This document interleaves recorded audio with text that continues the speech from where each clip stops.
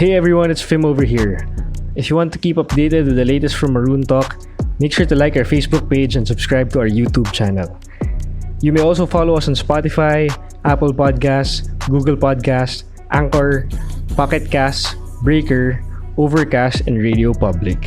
UP5!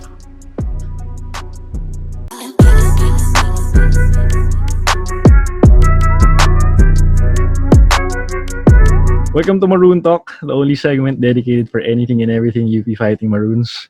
I'm Fim Moran, batch 2010 from UP Los Baños. Enzo Regondola, batch 2010, UP Diliman.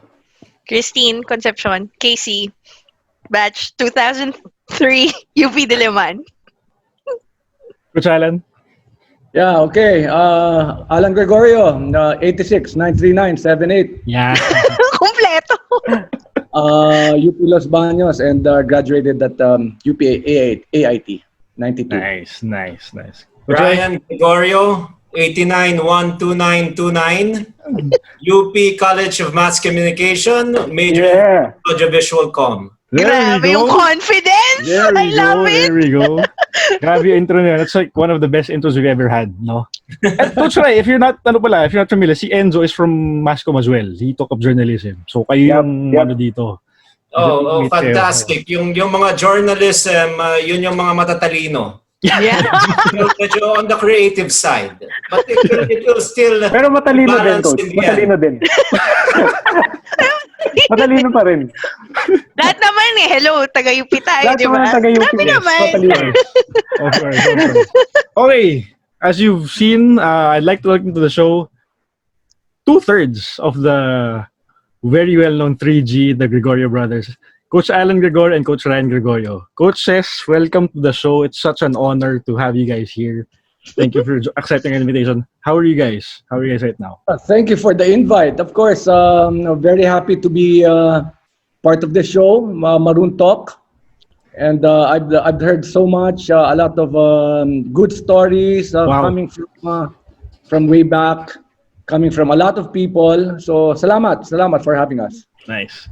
Always nice to be reconnected to where it all started. The Gregorio family, 5 kami. From kinder all the way to college, yung degree namin, all UP, and we practically started everything. 51 Apasibe Street, Area 3, UP Campus Diliman, Quezon City. Yan. The blood talaga the UP blood talaga is in their veins, no? Ako, as I was telling Enzo and Ate Casey talaga, ang pangarap ko lang naman talaga was to guest Coach Allan and Coach Ryan sana. Ever since we started this show last year. Pero when I found out na hindi pwedeng wala si Boss Pato, doon na ako kinabahan. Kasi medyo ibang level talaga si Boss Pato no? So, sana makasali na siya sa atin kasi he's just having some technical difficulties, no? So, hopefully he gets to join us later. So, pero before that, we can start na naman and talk to us about kung saan sila nagsimula. Kasi we've known Coach Allan and Coach Ryan from their PBA days, their college coaching careers. And not many people know yet their UP days, where it all began nga. So, let's take a trip down memory lane as we have been doing with the previous episodes with our UP legends, kumbaga. So, you guys can go sabay na, pwedeng sabay kasi pareho naman kayo taga-UPIS and went to UP Diliman as well. So, who wants to take the lead? Coach Allan, would you like to magsabay na kayo ni Coach Allan ng kwento? How was it during your UP days from kinder all the way to UPIS and to UP Diliman and to UP Los Baños? Coach Allan. Maganda yung kwento na yan. Kasi alam nyo, nung elementary kami, nagpagawa ng basketball court ang tatay namin sa likod ng bahay. So we had our friends coming over and playing basketball. The community knew that there was a basketball court in the house of the Gregorios. That's why early on we had so many basketball players playing with us, even the older ones. Pinapanood namin, and they play in the house. So I think this was where the love for basketball really started. Plus the fact that Dad was really a big PBA fan, Mika fan at that. Okay. And at a very early age, we didn't really know why we were being brought to Araneta just for us to eat mami and enjoy both games. Kami yung tatlong batang ikot ng ikot doon sa taas. No, doon kami nag-aaral. Sa totoo lang, no, we do our homework there. Wow. And yung mga scoreboard na luma kung saan nakalagay yung Araneta Coliseum tsaka yung Muhammad Ali. Yeah. Naakyat na namin yun. Wow. Wow. Ganon. At saka guys, when the first question that Dad would really ask us is, do you want to eat chicken mami? So if you eat chicken mami there sa Araneta, ang mangyayari, doon kami sa taas, sa bleacher, pupunta. Pero if we give up the merienda and just eat what Mom has for us, doon kami sa upper box. But of course, the fun begins pag bago mag-basketball talagang magme-merienda muna ng so lagi kami nandoon sa taas sa bleacher. Yun talagang naging playground namin, bleacher ng Araneta. How different was Araneta then, Coach, to what it is now? Oh. I mean, it's totally. I don't think there's much difference. Oh, okay. From the time that we were there in the 70s. I think lang nagbago yung mga upuan sa baba. Yeah. Tapos there was a lower box that was a bit cheaper. Pero ngayon kasi puro courtside na yan So, di ba? Wala nang lower box. So yun lang naman. Yun lang naman ang naging difference what you see as Araneta Coliseum now. Right. How about you, Coach Ray? I really grew up idolizing my two brothers, Pato and Coach Allan. Matanda kasi sa akin my brother Bato is 5 years older, Coach Allan is 4 years older, so they would play with their friends. Unfortunately, I was so small then. Up to now, I didn't grow enough, so it's not like nagkaroon ako ng growth spurt. But during those days, talagang I wanted to join them. Unfortunately, I was not allowed because I might get hurt. My two brothers were overly protective of me. So what happens is they would play and I would watch. And the only time I can play the game is when they're all tired and gone.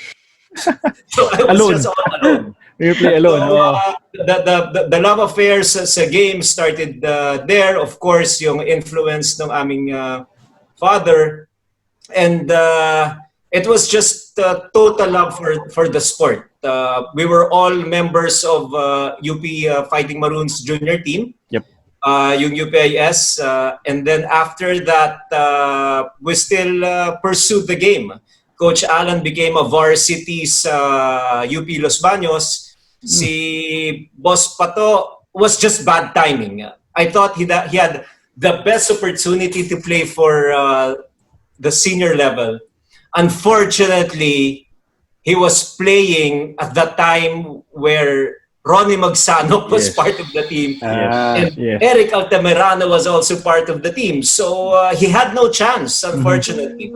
And nung nag-graduate na sila Eric at si Ronnie, unfortunately, kasabay din mag-graduate ni Boss Pato. So, yun ang masaklap na pangyayari. But in terms of height, basketball skills and all, he definitely had what it takes to be a higher level basketball player. Si Coach Allan naman, pagbalik sa Maynila, yung focus niya, yung UPA IT sa intramurals, and he focused on his studies.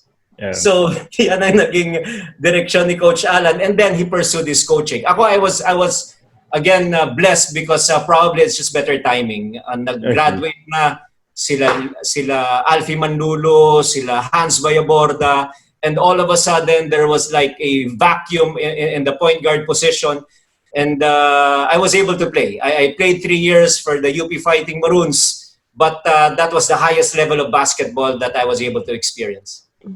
And you played with sila Coach Pat Aquino, right? Yes. And our guest last week. And sila Coach Yes. Harlan Yu as well.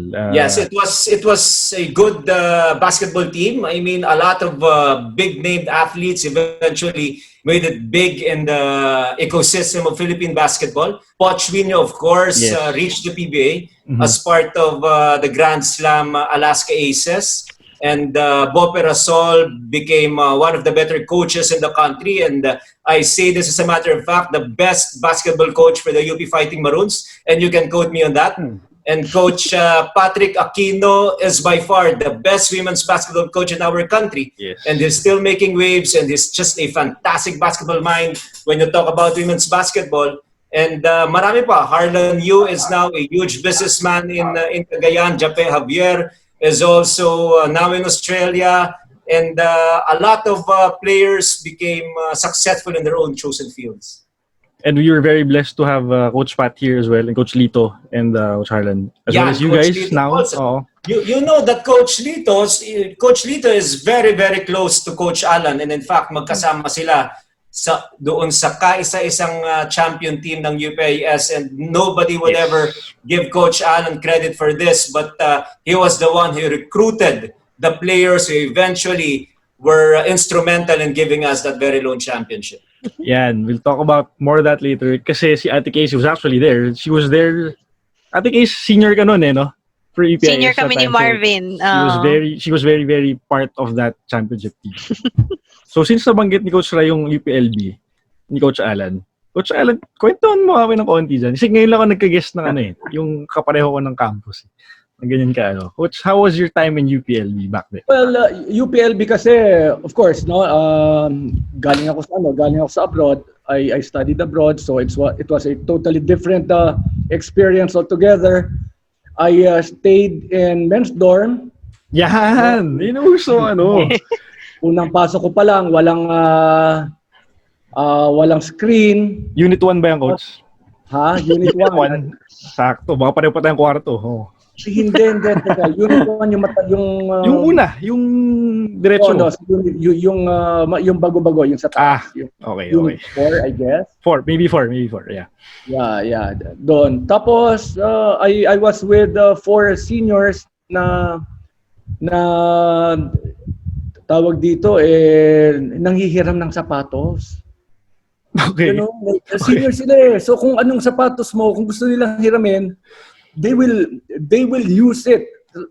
Paggising mo na lang, wala na. Yung the New Balance, usong-usong New Balance dati.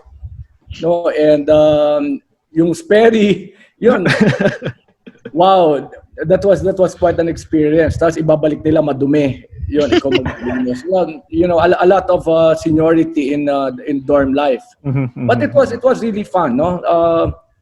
I still remember very well that most of the time lagi ako nasa Baker Hall. Yan. Yeah, so when I came back, I again fell in love with basketball. Kasi umalis kami ni Coach Ryan, we went to Malaysia when we studied there for 1 year. Okay. So when we were in Malaysia, we didn't play basketball very seldom.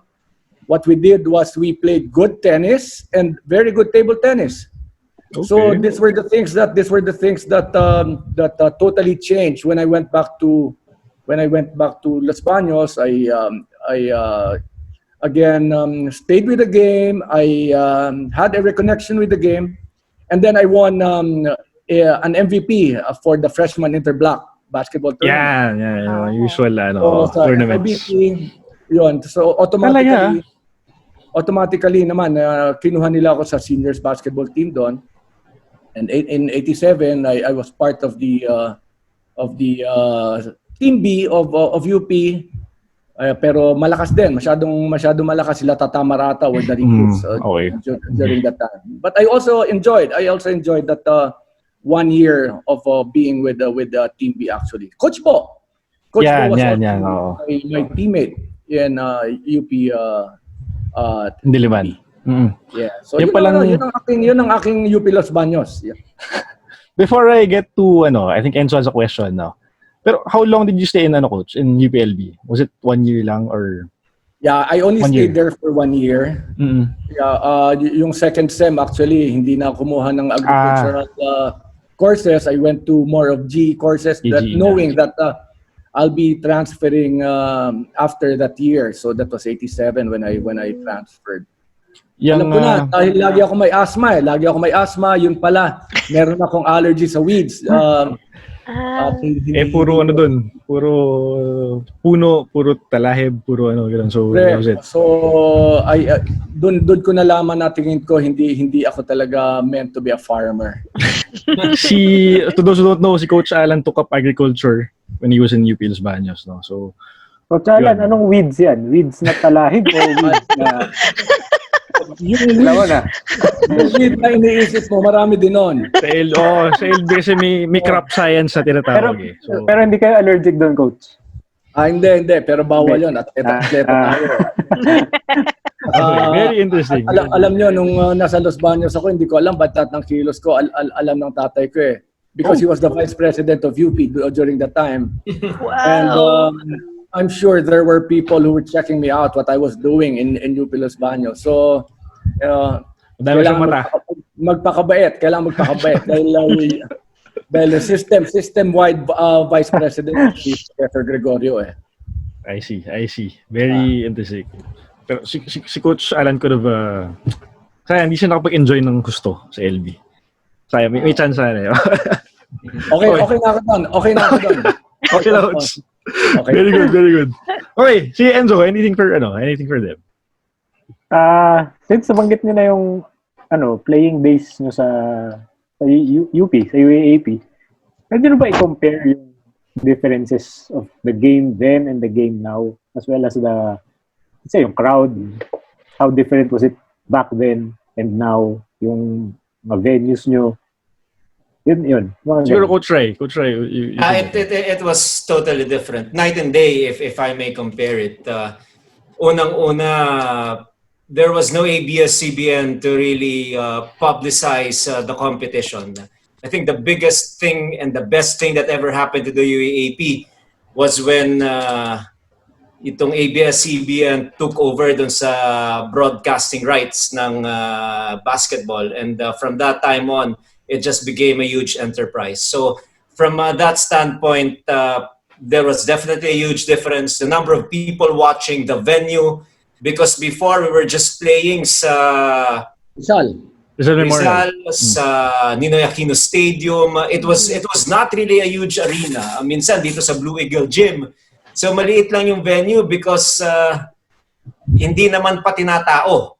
So aside from that, of course, when we talk about UP, we were not getting, after the 1986 coup, wherein we were able to get big named athletes out of high school. Benji Paras, of course, and Ronnie Magsano, players from San Beda. There was a time during my time na hindi naging maganda yung recruitment. UP was not a choice destination for blue chip high school players. And again, dun sa part na yun, because we could not offer anything. Wala pa tayong big-time managers noon na sumusuporta at least doon sa board and lodging, sa allowances and all that. That is why kung mag-recruit ka, yung i-recruit mo, yung kumbaga napagpilian na ng bigger programs. UE that time was fantastic. Of course, Ateneo, La Salle was also exceptional. Jun Limpot. And FEU had Johnny Obarientos. So it was really hard to compete. Now, fast forward 20, 25, 30 years from that time, ilan na ba? Mga 20 years pa lang naman. Yeah. Diba? More or less. So 20, 24 years. Now we're getting the biggest name, the high school players who will be again instrumental in our campaign again to bag our second championship. So yung mga bagay-bagay na yun, naging malaking diferensya. And now, UP is definitely a team that can be reckoned with. Yes, definitely. And at that time, Coach, you were under Coach Ray Madrid, tama ba? Yes, Coach Ray Madrid was our head coach. And I played for 3 years. But in my first 3 years, I joined UP 1989. But I was not able to make the cut. So I played 3 years. Dati ang lakas at grabe yung hakot. Masikat pa dati yung intramurals kaysa UAAP players. Wow! Allan would attest to this. Because UP, we were not winning as many games. Pero yung pride mo to play for your college that time, yung Mascom that time, there was a big name player playing for UP Mascom, and his initials are also RG. But it's not Ryan Gregorio, he is Richard Gomez. So, Wow! Okay. intramurals that time na I played for 3 years sa intramurals, and then on my after that third year, that was the time that I made it to the UP Fighting Maroons. As in Coach Richard Gomez, the actor? Richard Gomez, yes, and there was another sidekick that we also played with, the John Estrada. So, talaga. So, yung UP Wow.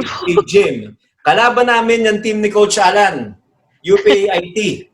And believe me, even UAAP players from UP would stop their practice and watch us.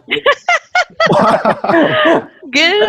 Marami ganun pala doon, no? Wow. Yeah. Championship yun, ha? Oh. AIT versus Mascom. Can you imagine during that time, ang coach namin was Ronnie Magsano, Mascom. For the College of Mascom. Oh. Wow. Mascom. Ronnie was coaching. Ang mga consultant namin was the late Bobby Park. So it was really larger than life to play intramurals in UP during that time. Grabe, ah. And Sino pong nanalo? Yeah, AIT or Mascom? I have to be humble about this, Coach Allan, please. Well, it's a good story. You know, we lost 2 points in overtime, but the family was so divided. No? Si Inday was with Mascom, Pato is AIT. My dad was of course in the middle, being an official of the university. We lost 2 points because of a technical foul coming from one teammate.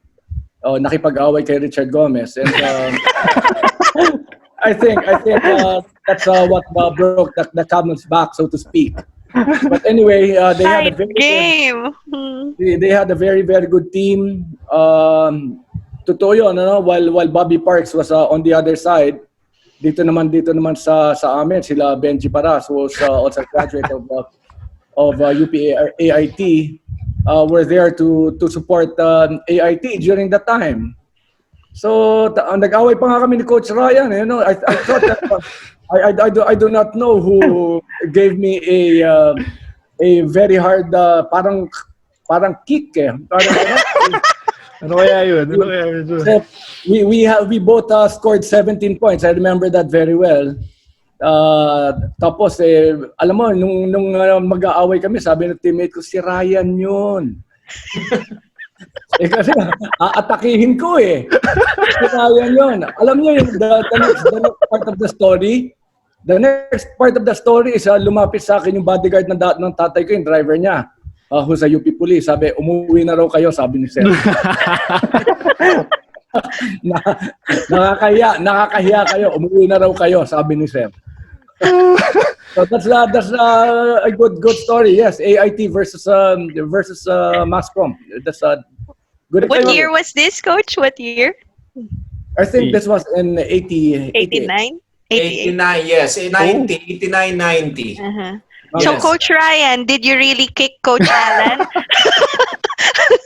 Okay, this is the first time that I'm going to admit it. I was not able to manage my power. It turned out to be very painful. It's supposed to be just a slight nudge. But unfortunately, it didn't turn out. It went overboard a bit. And again, in front of you, I just want to apologize to my brother. I'm sorry. After buti may closure na tayo ngayon. 30 years, 31 years. Ano ba, Coach Allan, yung naramdaman mo nun? Medyo maano ba yung tira? Medyo ramdam ba talaga o... Mabigat. Parang wrestler's punch eh. Parang gano'n eh. Parang yung, ano tawag doon? Yung gano'n, yung dito. Clothesline. Clothesline. Grabe. Ang ganda ng laro eh. The game was so good. It was very, very close. I'm assuming it was held in CHK. Yes. Tama, Coach. It's all So, filled up. Coach, ano yun? Awkward yung dinner nyo. Family dinner that night. Ano, hindi Hindi. Isang linggo yun, asaran. Isang linggo. Wow. Saka dahil Tagal pala. roommate kami. Roommate Ah. kami. So for one week, umalis ng kwarto yan. Ayaw na. Doon siya natutulog sa atin na, kay Inday. Doon siya natutulog sa girls' rooms. Para lang hindi kami magkatabi.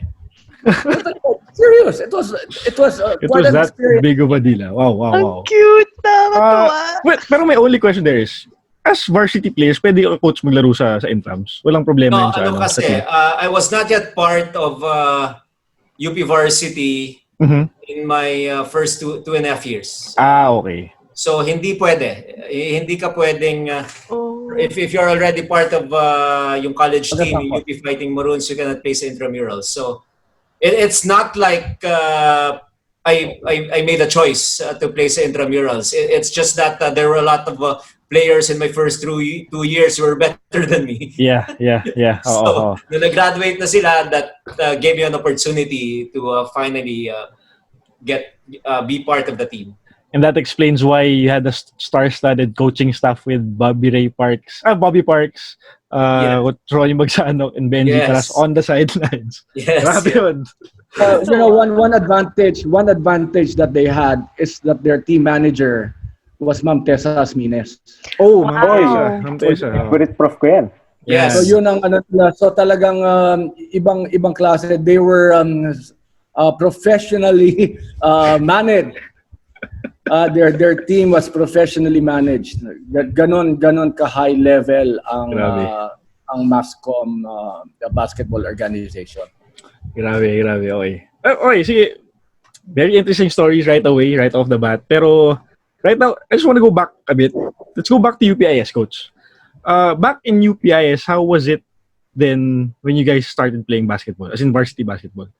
High school na ba to? Meron bang grade school team during that time? Or paano yung nangyari sa inyo, Coach? No, there wasn't. Program was not good. Program was not so good. I only played a year, but I was part of the training team for 4 years. But a lot of times before, the coaches would get those players or parang pa 1 year na lang dahil yung lagi nabibigyan ng chance yung mga nasa 4th year na para ma-line up, para mabigyan ng... So there was no program. Mm-hmm. There was no program. Pero mo, at first year, I was part of that of the team. I was supposed to make the cut on my second year, but there was somebody who was already in 4th year and could not be given an opportunity anymore. So he made it over me. Nung 3rd year, ganun na naman ang kwento. Yung kapatid ng coach namin had to be given a chance, nagka-graduate na. So yeah, that's why I made it on my 4th year. Right now kasi ang programa talaga, you'd rather be part of the team for 4 years, no? And yung eventually you grow with the team, yung experience. So that's a totally different mindset that the coaches were having during my time playing for UPIS. Pero Coach, I mean, in terms of the academic standards, it was the same as how it is now. Oh, definitely. Maybe higher. Oh, okay. Maybe even higher. We didn't have the recruits. You have to remember that the players for UPIS then almost all of us started in UP kasi wala namang recruitment, no? I only did varsity admission during the time of Sina Marvin. That was what Coach Ryan was saying, and lucky for us because we were Coach Ryan and I were still active with the men's team, and Coach Lito was the coach of the junior team. So that's the only time that recruitment started. That's why we were able to get the Villanueva brothers. Maui and people. From Claret. Yeah, Ryan, if you remember Ryan Maderal, he was my player. Ateneo. My player in Ateneo. A lot of those guys who played in Ateneo went to UPIS, and That's why I felt that was the kind of program really na inilayo ko because of my experience. No, hindi pwedeng pa 1 year ka lang. Yep. And it starts in high school basketball. Nice. How about you, Coach Ray? How was it for you when you played for UPIS? Ako, I was really blessed. And I say this as a matter of fact, probably because of my two brothers. When I joined the team, they know the pedigree. I am a Gregorio. And I have to pay tribute to the people, my two brothers who went ahead me. Coach Allan played for a year. Boss Pato played for 2 years. And I was part of the team when I was in second year. So I played 3 years then, and Coach Allan put it correctly, there was no lateral transfer. So kung sino kasama mo nung kinder, yun na yung kasama mo hanggang mag-graduate kayo ng high school. So no new faces, no new players to talk of, no solid program, meaning yung UP Town Center na nakikita nyo ngayon, Yan. yun yung aming eskwelahan. Yep. Nabutan po namin. Alam niyo yun. Yung basketball court doon, ang tawag namin dyan, Boston Garden. Yan. Okay? Dahil yung mga damo, tumutubo sa gitna ng court. Parang garden. Pag mag-dribble ka, patay ang bola dahil tinamaan mo yung damo. Pag mag-boarding ka, walang kapit dahil yung board, bakal, yero. Tapos yung pag-shoot mo ngayon na swak, lilipad yung bola dahil walang net. Okay? So, ganun ka hindi. It was a school of hard knocks where basketball was not really given a priority. So, buti na lang, titignan natin yung history ng UPIS. Buti, Paulo Mendoza, di ba? May sariling gym. Tapos yan sila Marvin Cruz, talagang magaling mag-basketball. But during our time, it was not really given priority. Kanya-kanyang kanya-kanyang sikap para mag-develop ka at mag-improve ka as a basketball player. Yung Boston Garden na yan, nakwento na ni Coach Lito, no? Ate Case, last week. Tapos ang tawag dun sa mga naglalaro dun, Solar Boys. Kasi kahit mainit, naglalaro sila. Correct. Nakita mo yan si Coach Lito. Si Coach Lito, bago nag-UP yan, ang puti niyan. Tingnan mo.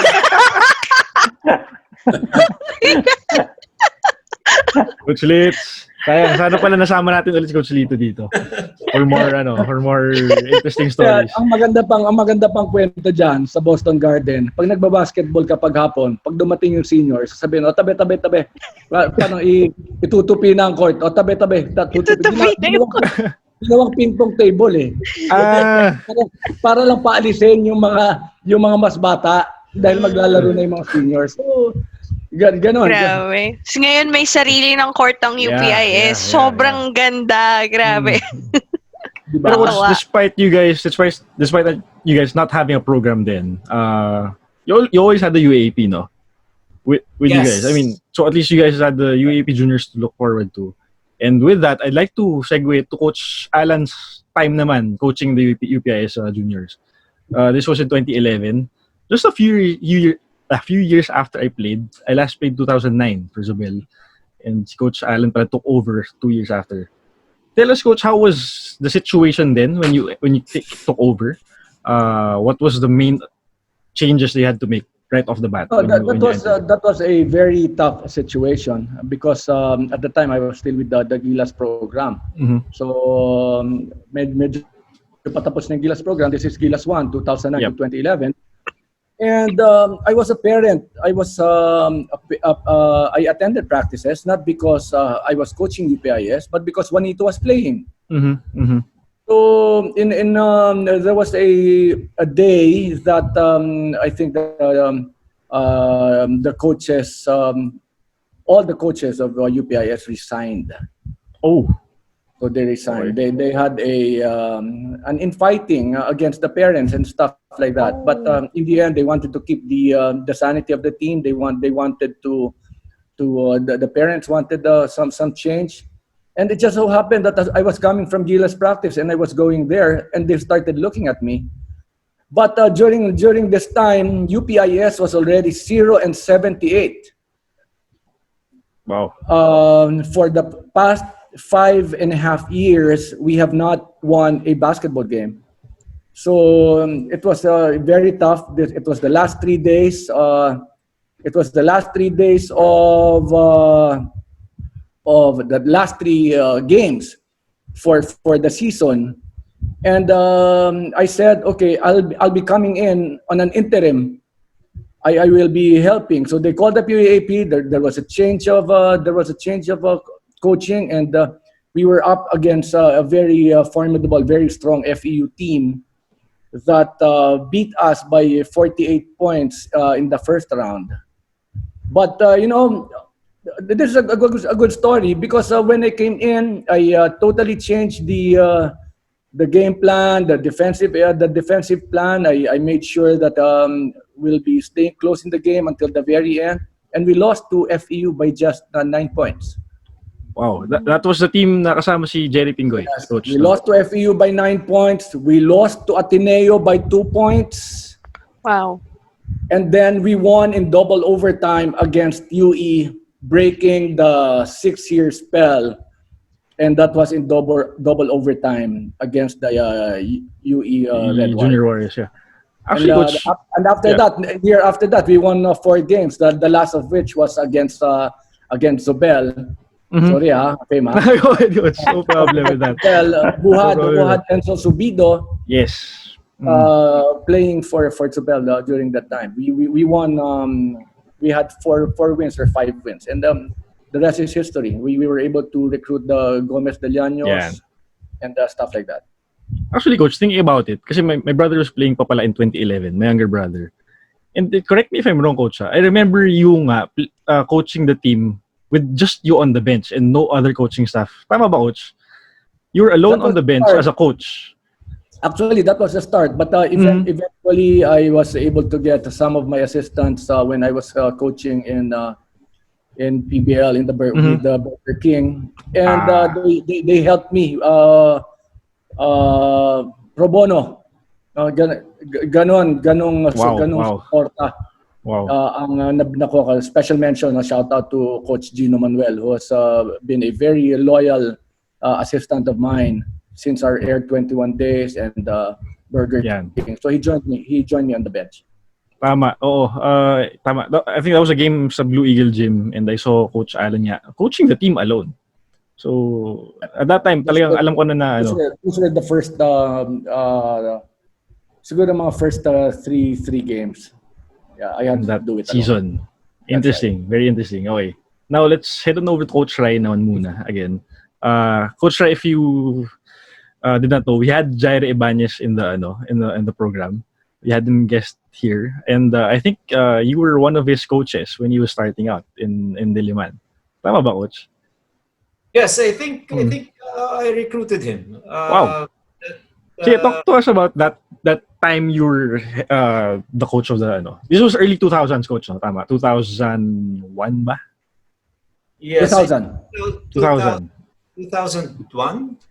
That around that time. I think around that time, 2001, 2002. So I have been in the PBA for a long time. Right after my stint, right after graduating from UP Mascom, I was able to get a job as a video coordinator sa team ni Coach Eric Altamirano. That was way back 1997. So I was like 20, 22, 23 years old. And after that, I was given an opportunity to coach UP. Mm-hmm. And that was 2000, and if I'm not mistaken, 2001. And I was supposed to coach for 3 seasons. So Jair Ibanez was a walk-in. He was not recruited. What a fantastic story. Again, a product of intramurals, if I'm not mistaken, playing for UP Engineering. Right. It turned out to be one of the biggest named athletes coming out of the UP program, playing a long time for the Rain or Shine franchise. But what is so interesting about my coaching story in UP is I was not able to finish my 3-year contract. It was supposed to be a 3-year gig. Coach Allan was part of the coaching staff during that time, and after one season, I was given a contract to coach in the PBA. I was 29 years old, given a 3-year contract to coach in the PBA, and but the real story there is, if I remember correctly, is we were having a hard time winning a lot of games in the first round.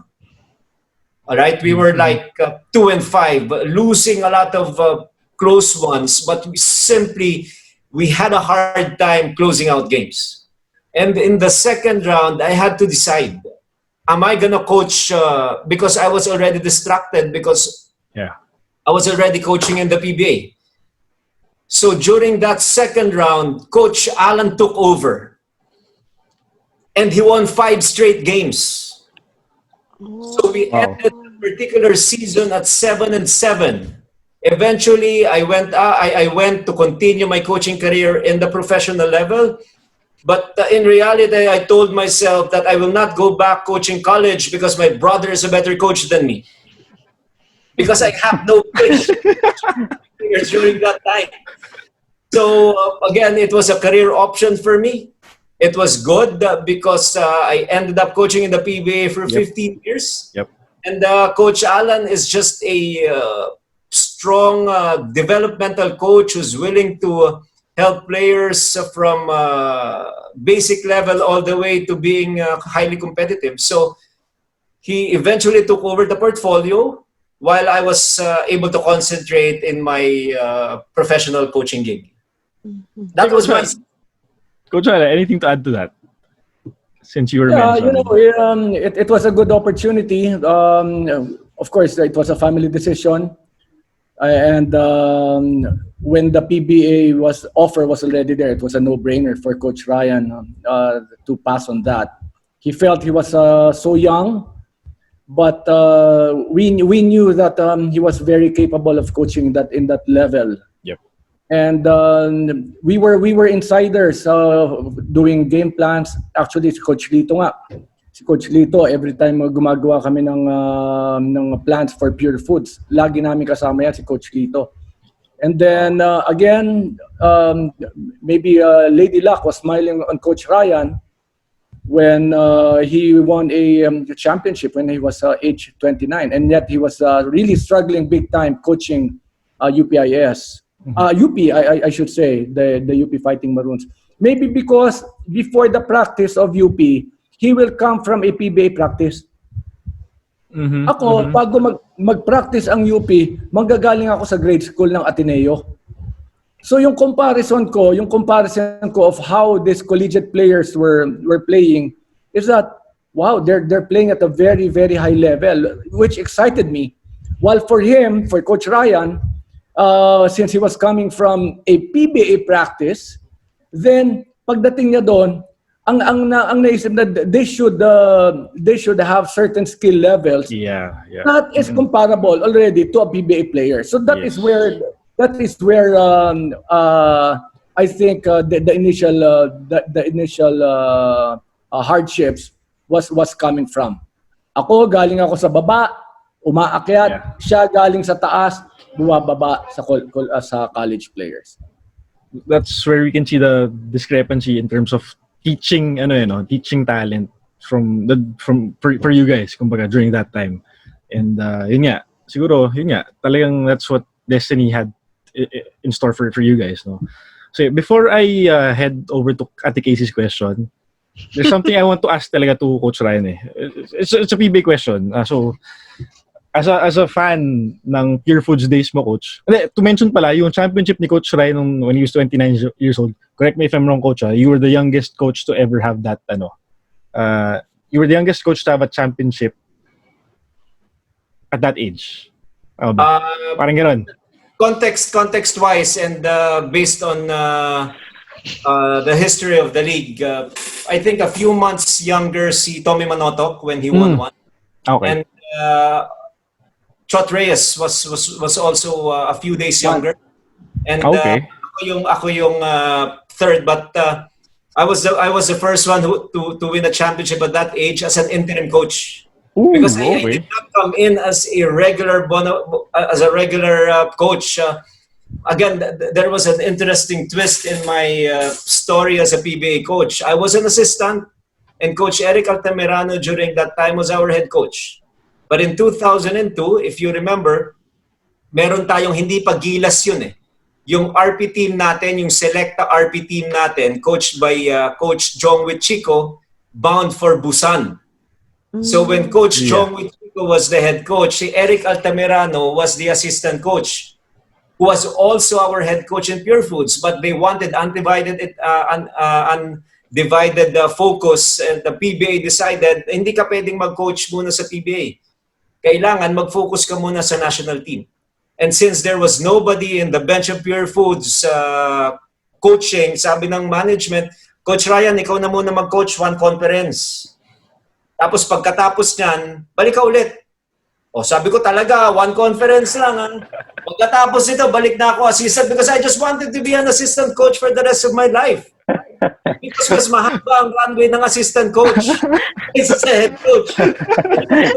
Based on statistics, you will see coaches come and go. Yeah. As soon as they are hired, they are ready to be fired. Yep. Pero yung assistant coach, medyo mas mahaba-haba yung timeline. But again, it was such a good timing.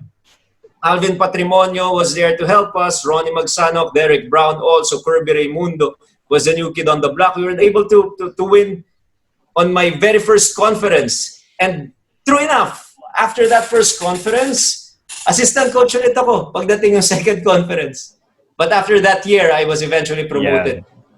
Yan. Tama. Ito actually, coach, yung tanong ko talaga.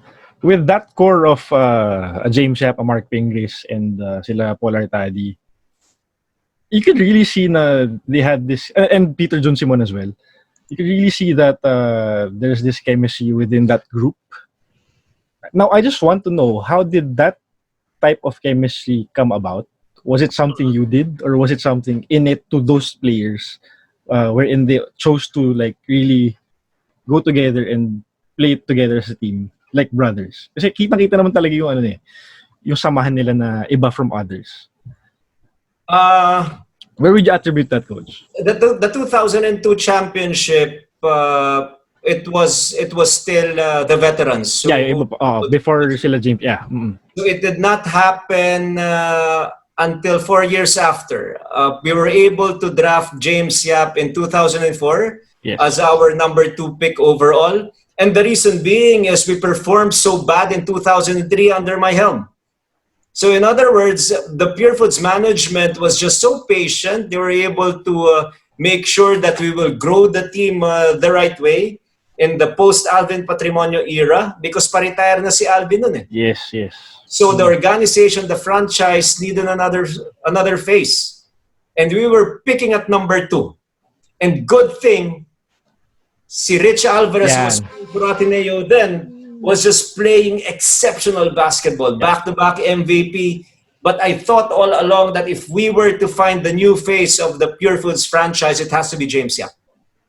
So we prayed that James Yap would end up on our lap. And true enough, he was picked at number 2 and the rest is history. He was able to tow our team to a lot of championships, 2-time MVP. And not only that, Paul Artadi, who was his partner, was picked in the first as a first pick in the second round at number 11. So those were the pieces that we were able to build on. And then PJ Simon, who never was a big-time, big athlete, big-name player during that time. He was picked in the 4th round in the prior draft pick. Nobody picked him up, and we were able to pick him up via the free agency. We were able to do a lot of moves also to bring in Mark Pingris. Kirby Raimundo was our mainstay. That 2006 championship was huge, because if we did not win one during that year, then my career would have ended in 2006. Yun lang. I remember that. Oh. Was it planned? Yes, it was definitely planned. We wanted to grow the team. We wanted to be together and form a competitive team for a lot of years to come. And true enough, the Pure Foods team was not just present during those times. We were relevant. We were fighting for the championships, and we were able to win a lot of games using that core crew. And definitely that Pure Foods core is really iconic up to this day. I'm sure the Pure Foods fans would really wish to have them back together. Pero syempre, iba na ngayon. Yan. Ate Casey, go ahead. If ever you have questions for Coach Allan, Yes, Coach Rai. both. Kasi po, I know you as coaches talaga. So, did you ever consider playing professionally instead of coaching? Ako hindi. Never talaga. since we've really been so involved with PBA from the get-go, I should say 1976 when we started watching the game. I knew that I was not in that level of my idols or during the time I had I was watching Bernie Fabiosa, Francis Arnaiz, when they were the ones they were the point guards. Alam ko na no, I'm not in that level. So I never really thought about it case. But if there's one thing that I thought of during that time at an early age is to be a PBA sportscaster, which I was able Both to of do. you, yeah. Oh, both of you. Both of us actually. So I really thought of that. A lot of times kasi nung nanonood kami ng PBA dati, nandun kami ni Coach Ryan sa likod ng booth. So pagka end game na nandun kami dahil syempre on cam na, 'di ba? On cam na. So makikita kami dun sa likod. So at an early age talaga, bago kami umuwi sa UP, kailangan makita muna kami sa ng TV. So siguro talagang na-imagine ko, I envisioned myself doing that should the time come. So definitely not camera shy at an early age pa lang. Lalo na si Coach Ryan. Yan. Oo, yan. Oh, Coach Ryan. Ako, talaga ako. I was a big dreamer, and up to now, I dream big. I really was making myself primed for hopefully making it big time in basketball all the way to the PBA. Unfortunately, I think I idolized wrong people, considering me being vertically challenged. When I was young, I was rooting for Ramon Fernandez. Unfortunately, the guy is 6'5" and I am a little over 5'5". Then, in the NBA, I was really following the career of Magic Johnson. But Magic Johnson is 6'9" and I'm not even 5'9". Idolize ko eh. So during that time, medyo jaded na. Kaya ko ba ito? Hindi. And then, pagdating ngayon ng college, there was a realization. Nung nakikita ko na yung competition, ng sabi ko, kung meron mang 5'7" na sisikat all the way sa PBA, si Johnny Abarientos yun. So, and I made a segment. Definitely no way for me to reach my dreams of making it to the PBA. But I was ready. Meaning, if there is one entry point for me to be in the PBA, not as a basketball player, definitely as a coach, but not as a head coach. During that time, Enzo, you would attest to this. We were taught in college how to edit, how to splice tapes, but not before our time, not digitally. But Yeah. I was ahead of the curve during that time because I was using VHS cut-to-cut. Probably you have not heard that. And then you see him visit it, it's there, together with the Betamax. Okay. But during our time, that was my edge. Because marunong ako mag-edit. And that eventually became my ticket into the coaching world. So looking back, did I dream of ever playing in the PBA? The answer is yes. Unfortunately, I made a segue middle of the game to ensure that I will have a better traction on what I wanted to become by being a basketball coach. Eventually, it happened. That's great. Very Such a nice and great very well said. story. Oo, grabe. Sige, medyo na-miss talaga ako. Very well said, Coach Ryan. Si Enzo, I think you have questions pa for him. May question ako for Coach Allan. Merong rumor nung 2013 na you were supposed to be the next coach of the UP men's team. Is it just a rumor, or how close or how far was this rumor from the actual truth? No, it was very close actually. We were again. I was coming from a successful recruitment program and for UPIS, and again part of the story was when I took over UPIS, we were 0-78. Then eventually we were able to turn around the program. So during that time, it was naman UP that was really suffering big time, not winning year after year after year. So that's where the consideration came in. I was fresh from a Gilas program, which really enhanced my coaching knowledge and how things should change in the way basketball should be played, like the European basketball, which I was really able to study very well. So I thought if there was a perfect time to re-enter the basketball program of UP men's basketball team, I thought that was the best time. But the admin had a different plan, and they got Coach Ray Madrid, who was in coaching hiatus for about 20 years and considered and wanted to go back. And he was one of the bigger supporters of the UP men's team, and he was picked. He was picked to coach the men's basketball team. But eventually, in 2015, I came back. I came back for 1 year as an assistant coach, together with Renzi Bahar. Okay. Yeah, together with Renzi Bahar and Joe Ward. We were all coaches for that team. Okay. So yun yung kwento nun. With that, another question here from our question pool. Hypothetically, will we ever see a Gregorio on the UPMBT sidelines again? Anyone can answer. Given the chance, siguro. Given the chance. I think Ryan can answer that.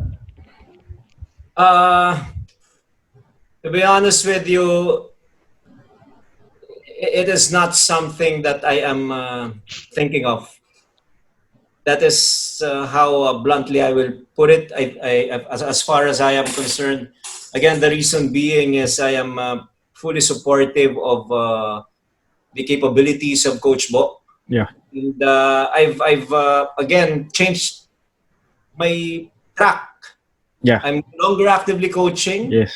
I've tried the corporate world wherein I'm enjoying giving light to every one of you. May liwanag ang bukas. Thank you. Dalawa po ilaw ko ngayon. Thank you. That's it. Probably in a different capacity, definitely yes, but not as a head coach. How about you, Coach? Okay, go ahead. Coach Allan, answer. When I went back to corporate, I already said goodbye to coaching UP, coaching UP in as a head coach. So I think the answer is no. No, then. Yeah, Nice. we have a great company. As you all know, I work for NLEX Corporation. It's also an MVP company, And now that, especially now that I've been promoted as a department head, so talagang triple no. No, no, no, no. No, talaga. Talaga, no time for it. And that's nice you're actually enjoying your your roles right now. Coming from talagang coaching yung nyo before, but then now heading to the corporate world. Again, siguro it's a different challenge now na you guys want to tackle and talagang take over and be good at. No? So that's very nice. Alam mo, Tim, I may add up to this. No, before Professor Gregorio died, he told all of us, especially me and Coach Ryan, do not allow basketball to drop you.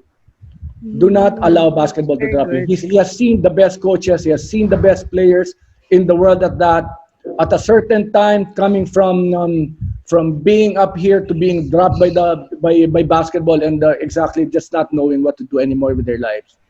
So when a great opportunity like Maynilad for Pato and Meralco for Ryan and NLEX, a Metro Pacific Tollway company, came my way, there was definitely no more. In hindsight, this was the opportunity that we all wanted. Now that I'm heading government relationship, I'm using sports as a catalyst to talk to mayors and governors and people like that, and they still call me Coach AG. Yeah. So it's just great. The basketball world, the sporting world is happy to see me doing some government stuff. And a lot of times after my meetings, sila mismo ang nagsasabing it's really so nice to see a sportsman doing an active role in a company, in a world-class company like NLEX. There's always a room for sportsmen in a corporate world. Yes, and that's very nice to hear actually, Coach Allan. And I think that's the beauty of sports, and it can really go in different ways wherein it can unite so much people together just because of sports, and it's really something else na a lot of people love. Okay. Sige, Enzo, anything else for them? Since medyo mahaba na pala. Sayang wala si Coach, si Boss Pato. Para kompletin 3 sana. Sayang. Oo. Marami rin kwento yun. Sana ako for Boss Pato pero wala kasi. Okay. Okay, anyway. Itanong mo. Sige, try mo. Baka alam nila. Baka alam nila, Itanong mo. Sige.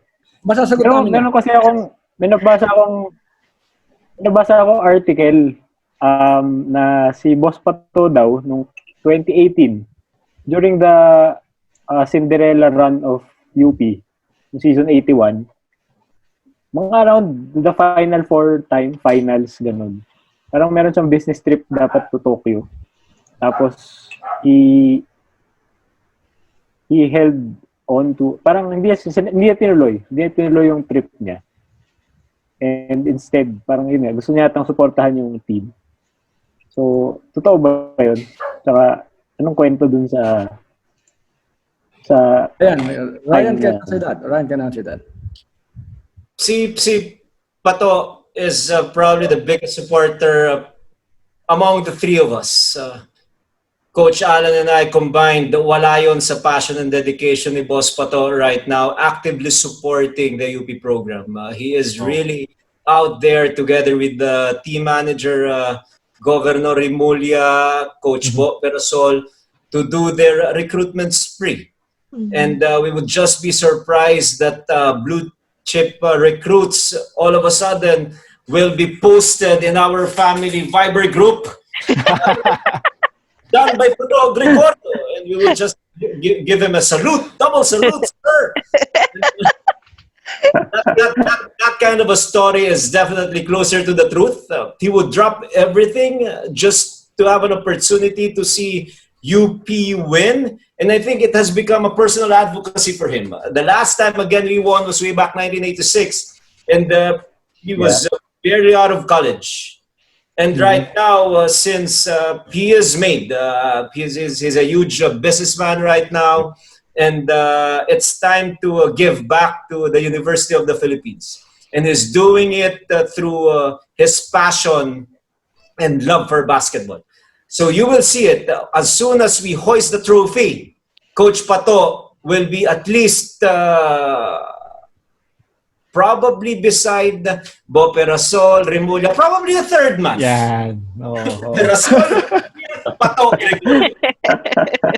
Oh, yeah. Really? Well, actually, me personally, I didn't Did I really know answer that. you, Enzo? Yep. Okay. Ang ganun, oo. Thank you. Siguro, he's more of the, he's more of the behind the scenes type of person. Correct me if I'm wrong, coaches, Ganun ba siya talaga as Yes. He's more of the sideline guy. He's more of the talagang, but he's really solid in terms of. That is correct. If Coach Allan is not shy with the bright lights of TV cameras, ako rin, I'm probably a little below Coach Allan in terms of my being confident in front of the camera. Coach Pato, Boss Pato is totally the opposite of all of us. He would shy away from the bright lights. In fact, he would sit in the upper box section, even if he can easily sit on the bench. And he did that also with a TNT franchise. Yeah. He was the governor of the franchise when they were winning left and right. A lot of championships in the PBA, and you will not even see his shadow. Yes. But people who know him understand the kind of hard work that he was able to do to get that championship going for them. Not once, not twice, but a lot of times. And this is exactly the same template that is doing for the UP Fighting Maroons. Just behind the scenes, for as long as people are happy, he will be happy as well. Very interesting once again. Boss Pato, sayang, you weren't able to join us. Sana, maybe we can have another separate episode for him, just for him, It's about him, believe me, he paid me to say good things. Yung pala yun. Okay, again, coaches. Everything is for sale here in this family. Ganda. Okay, again, coaches, this has been such an interesting episode once again. Another Legend Sunday, great episode again. Sayang nga, you couldn't have Boss Pato together with you guys here. Hopefully, we can get to guest him in another episode na lang. Kaya 2G lang tayo ngayon. 2G muna tayo ngayon. Para, Buti walang lag. Wala naman lag kahit 2G lang. Wala. Nagkaroon nga ng lag kasi hindi nga nakapasok si Pato. Oo, yun lang. Sayang. Okay, siguro coaches, before we let you guys go, a final message from your for your fans, for the UP community. Give them something. I'm sure they'd love to hear from you guys. Anyone can start. I'll start. I've made a full circle in my career here in UP. Started my basketball career in high school. Was able to play also for UP for 3 years, and was able to get a degree from UP too. And now it is not just my corporate world that I am busy. I also have a function with the Samahang Basketball ng Pilipinas. I also have a small part in, of course, the development of our Gilas Pilipinas as a special assistant to the president. And it is bigger in terms of scope. But as far as I'm concerned, and in my heart, there is nothing bigger than seeing once again our University of the Philippines Fighting Maroons being at the top of the podium. So have that faith. I know and I understand that there is so much hate every time we lose the game. There is just so much. And that is why I'm not in social media. Because there is nobody who will affect my happiness and steal my happiness away from the sport that I love so much, which is basketball. Win or lose, UP fight. to support our UP Fighting Maroons. That's true. If you got it right, Miss Christine, UP fight forever and ever. Thank you. Nice. Again, very well said, Coach Rai. How would you, Coach Allan, just to finish things off? This is a perfect time to thank UP for everything. It's thank you for all the great education, the experience, basketball, for everything that we have learned in life, and it's time to give back.